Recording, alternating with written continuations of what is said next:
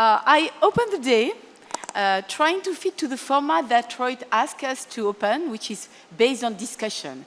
And so I was thinking to myself, why should we move to KLex nowadays when actually this KLex is becoming a true concept and not anymore a product? When you think about these questions, the first one is, why shouldn't move to this new strategy? Certainly because there is still a mistrust between theoretical advantage and clinical reality. We don't really know if it's truly respecting the biomechanics, if it's truly preventing the OSD. We may be afraid about the learning curve because we are returning to a true surgery. You need to manage the docking, the interface, the dissection. We know that it's very sensitive to energy delivery. The reliability and the maturity of the platform is quite different from one to the other. We know that we can access to myopia and astigmatism. What about hyperopia? Not all of them. We cannot compensate cyclotorsion in all of them. We know that you cannot conduct your treatment guided by wavefront or topography. And first, energy delivery ergonomics is quite still in process. On top of that, that's a source of extra cost. It's related to the platform, to the procedure, and on top of that, you still need to buy an excimer laser because you need to manage the PTK, the reshaping, the retreatment of KLex, and some ametropia that is not still accessible with the KLex. The delicateness of the postoperative management is still there because it's depending on your learning curve and all the interface complication you need to add to that, what is related to the lenticule removal. The marketing pressure is here. There is a black box. You don't really know how they work. And the competition has started. We look for scientific evidence. But why many of you, as me, have adopted this new procedure? By the seductive principle. You bypass the limits of the LASIK. It's only one single femtolaser with a small incision. It's truly becoming again a concept adopted by many manufacturers with not anymore one single product, with a very well-codified learning guide, thanks to the previous investigators. And because there is a consistent follow-up, it's not a true and a young procedure. We have already 15 years of follow-up, and more than 10 million of smiles have been performed around the world. That's true that when you look at the literature, most of the reported are based on the smile of the first generation. Can we talk about scientific evidence? I don't know if you are aware that the ESRS has started a guidelines process, and for the one that is focusing on refractive surgery, I'm modestly one of the coordinators. And from this meta-analysis of all the literature, we are trying, based on the PICO question setting, to define to which level we can grade the quality of evidence in order to formulate, hopefully, recommendation or at least best practice. So the key limitation that we are facing nowadays are many gray zones, which means this area where you have limited level of proof, that leaves remaining questions, and you need for that to count on expert opinion. So all of the refractive surgery are mostly based on expert opinions. Were we able to set what we could highlights or even key recommendations for SMILE? Well, we got some strong answers already. We cannot extend indications of LASIK. It's minimally invasive with lower dry eye risk, at least for the first year after the surgery. The biomechanical stability is there. We don't know if it's stronger. It's definitely efficient, it's predictable for moderate to high myopia, and you can combine astigmatism, even if at that time, in the literature review, none of the papers were based on cyclotorsion compensation. Of course, you cannot correct iode aberration.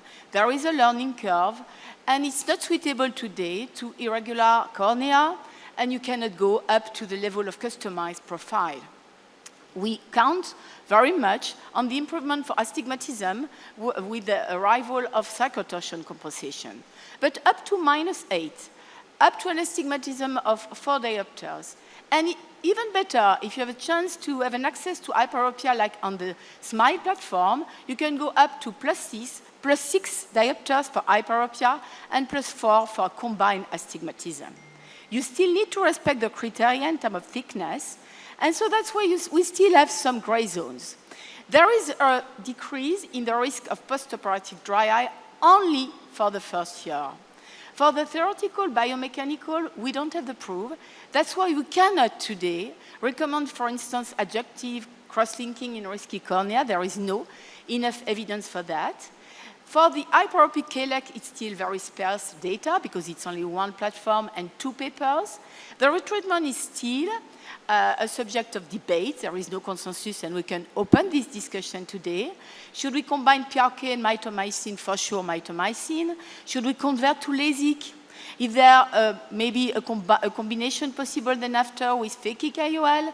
And when we'll be able to customize our lenticule up to the level of topo-guided or wavefront-guided cut.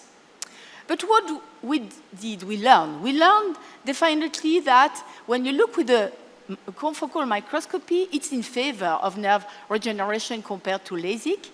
Maybe not after 1 year, but for the first postoperative period. You do respect the Bowman membrane and the anterior stroma, and the visual results, the vision quality, is equal to conventional LASIK.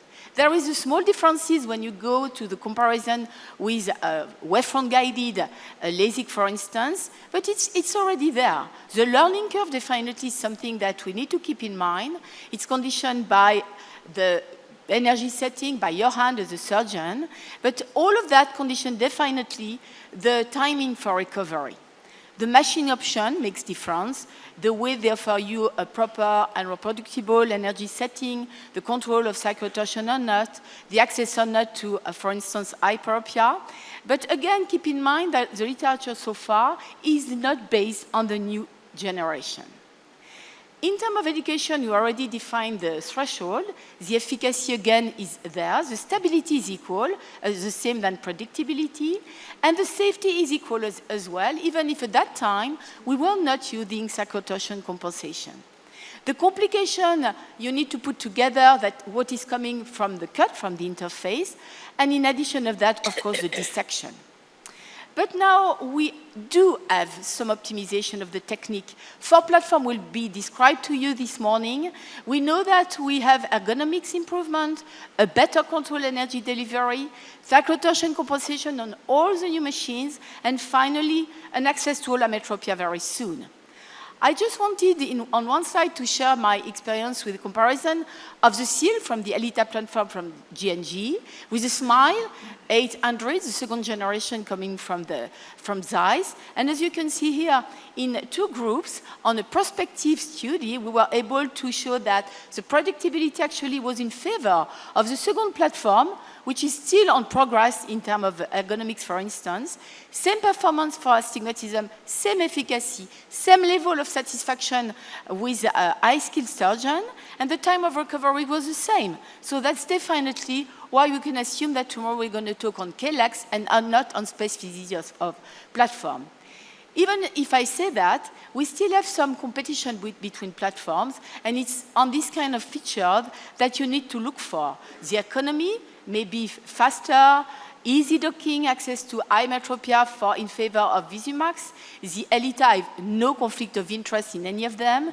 Easy lenticule dissection, interface adjustability, no need of speculum, evolutive platform.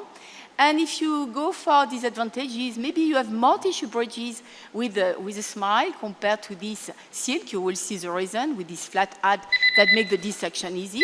So it's where we are. And so in conclusion, I would say that we are definitely having a promising future. And to answer on Roy's questions, to me, I would assume that it's a strategic role that will play lenticule extraction in our clinical practice. We are facing competitions, but tomorrow, like LASIK, we'll certainly talk about a concept and not on different varieties of platform. Who benefits from KLex? And some tips for introducing the procedure into your portfolio are listed here, in my opinion, but I think that it's time for discussion. Thank you very much for your attention.